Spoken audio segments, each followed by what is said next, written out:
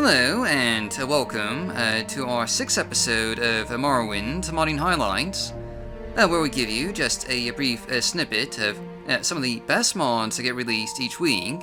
And today, we're just taking a look at the best mods of June 1st through 7th. And there were about 42 mods released during that week, the top 10 of which we'll just be taking a look at here today. But anyway, as always, down links and timestamps are just down below. So let's go ahead and get started with our first highlight, which this time around is the Midnight Oil Lighting Overhaul by Merlord. And somewhat appropriately, I am, recording this at around midnight, so, that's just a fun little coincidence, burning the Midnight Oil.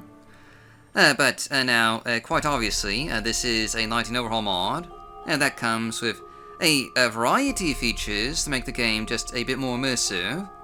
Perhaps the most notable of these new features is the automated process of turning lights on and off in towns and settlements, with lanterns coming on during the nighttime hours and turning off again during the day.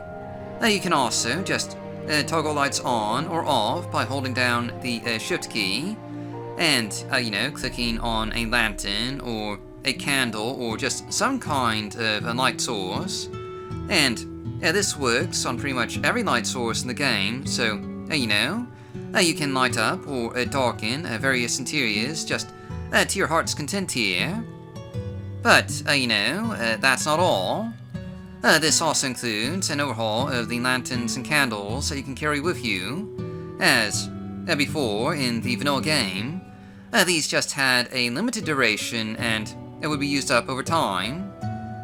With this mod, you can now just refill lanterns that have been used up with fresh oil, so you can continue to just use them here. And this is really just a rather useful, immersive, and convenient mod, and I'd really just recommend checking it out here. But going on, our next highlight is Epic Balmorra Redo by Random Pal. And this is a bit of just a redo and an improvement upon the 2014 mod, Epic Balmorra, by Mike and Ike.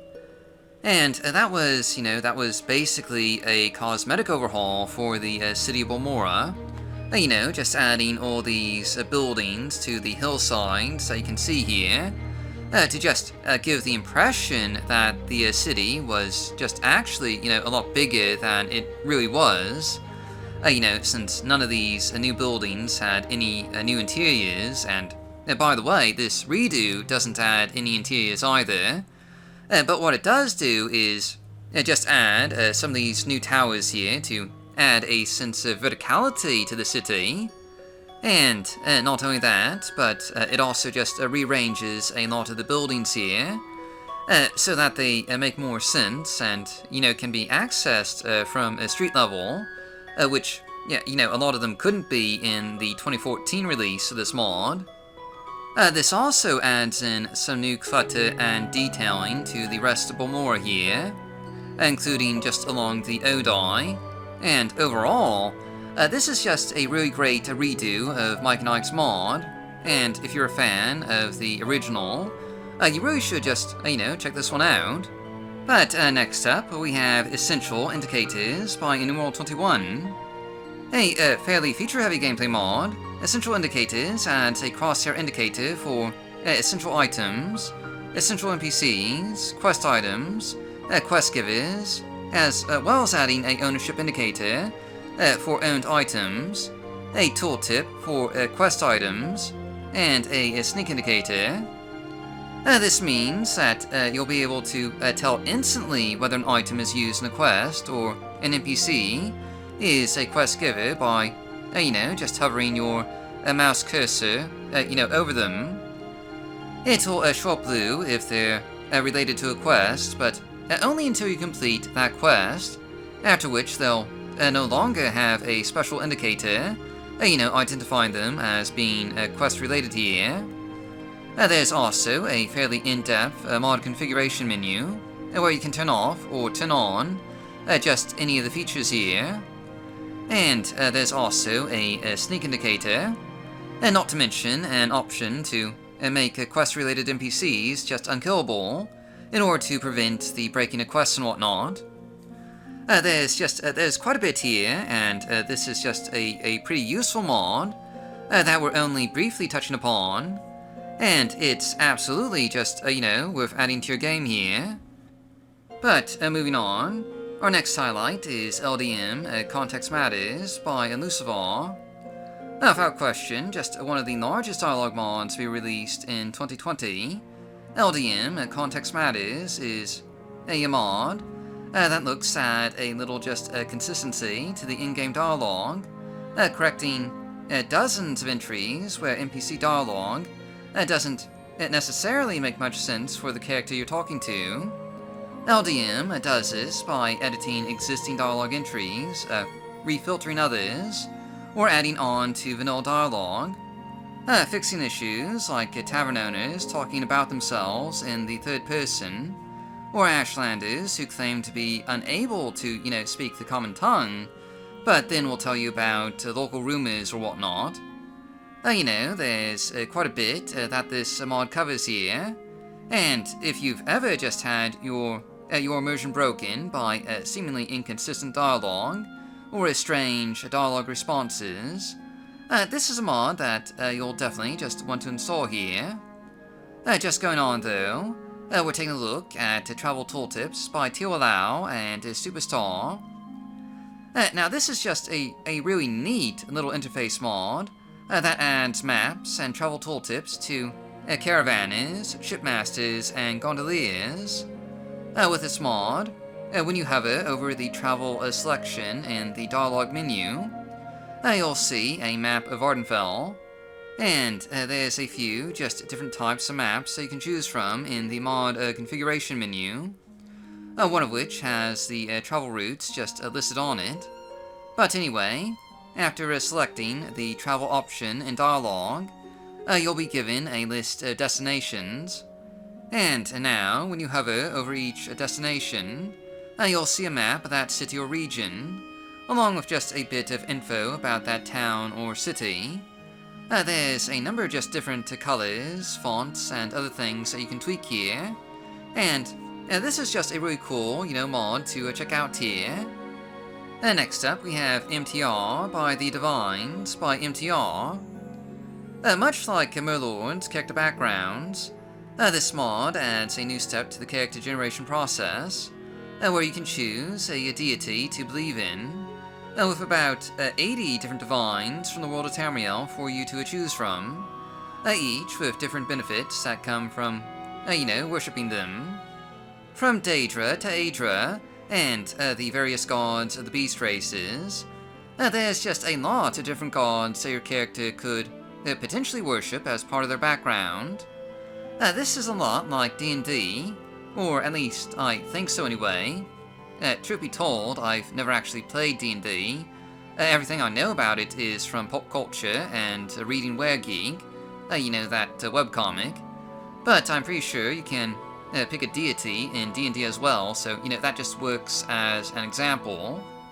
But in any event, this is just a nice addition to the charge-in process that gives you, a few more role-playing options here. And it's certainly worth just checking out here. Coming up on our next highlight, we have a Better Quest List by Vernetch.